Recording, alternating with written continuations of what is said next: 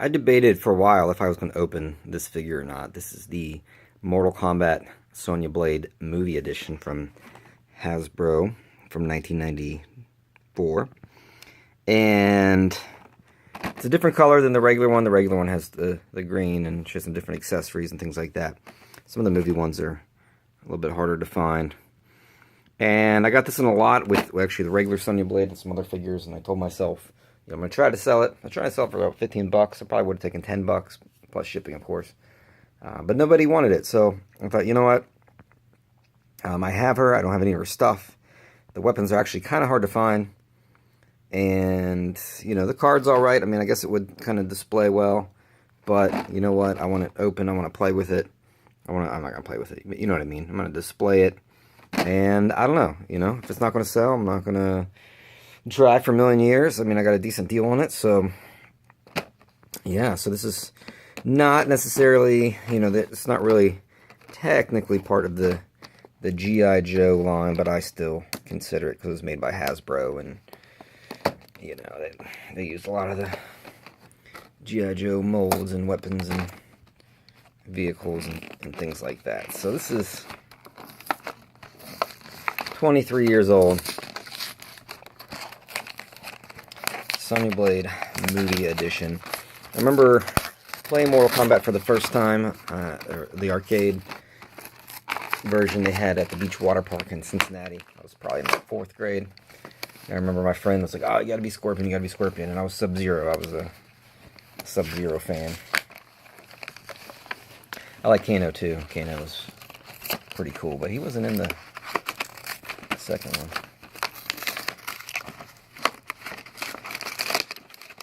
I remember there were so many. I remember being on the bus when this is Mortal Kombat 2 came out, and there were just so many rumors about this and that, and how you unlock certain characters. I remember somebody had one of the, I don't know, Game Informer magazines or something like that, and there was this idea of if you could get to some level, you could play Pong, and I don't know, all this like crazy stuff, some of which was true, some of which wasn't true. There was this one of the fatalities where Jax would rip off the opponent's head and shove it up their butt, which, you know, of course, there's always that friend who said he did it one time, but there was never anybody to kind of back up that claim. So here she is.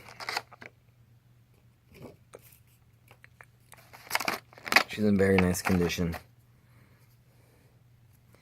Get her joints moving.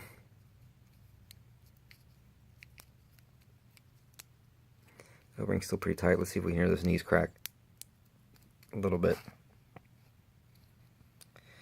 So she has this launcher, which was a pretty common launcher for kind of the 90, 93, 94 figures. I know Dr. Mindbender had it. I think a couple others. This knife here, this is the Stalker 89 Stalker knife, except just in a different color, obviously. This gun, I don't know what this gun is. I'm not too familiar with that gun. I don't know.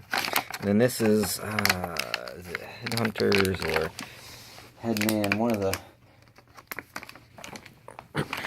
head people had this. Also Mutt. That Mutt right there, version 4. You can see it back there, kind of in gold. That one had that launcher. You actually can watch me open that in a different episode. You can watch me open that guy in a different episode. You can watch me open a couple of those guys. So I'm kind of stocking up a little bit on the that Bulletproof and that Wild Bill. Open those guys up.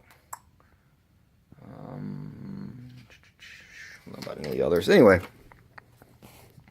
So yeah, so obviously Hasbro reused a lot of this stuff, which, you know, makes sense. They just colored it differently. So, but yeah, I've never seen her stuff loose. The movie edition Mortal Kombat stuff was not as popular as, let's see if it still shoots. I bet it does.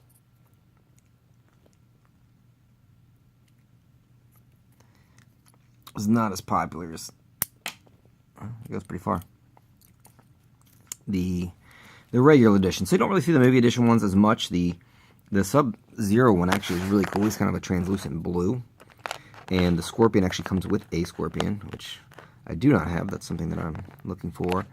Shang Tsung, there was a couple different versions. You have Reptile, you have Kano. Liu Kang was actually pretty hard. That was one of the ones that kind of took me the longest to find out of this whole line, was the movie edition. Liu Kang, he has, I think, black pants instead of purple pants, as the original one has. And you got a bunch of different Johnny Cages. You got a couple different Goros. Some of them, there's like a 2-pack. Raiden's pretty cool. He looks pretty different with this one. So, anywho, there she is. There's a little bit of information from her. I know she was 26. She was 5'10", 140 pounds. Blonde hair, blue eyes. She's a member of the U.S. Special Forces. She's not your typical soldier. Blah, blah, blah, blah, blah. So, yeah. So, thanks for watching. Since this isn't technically a G.I. Joe figure, I'm not going to leave you with Yo Joe, but I'm going to leave you with a classic comic book advertisement for Mortal Kombat that said, nothing can prepare you.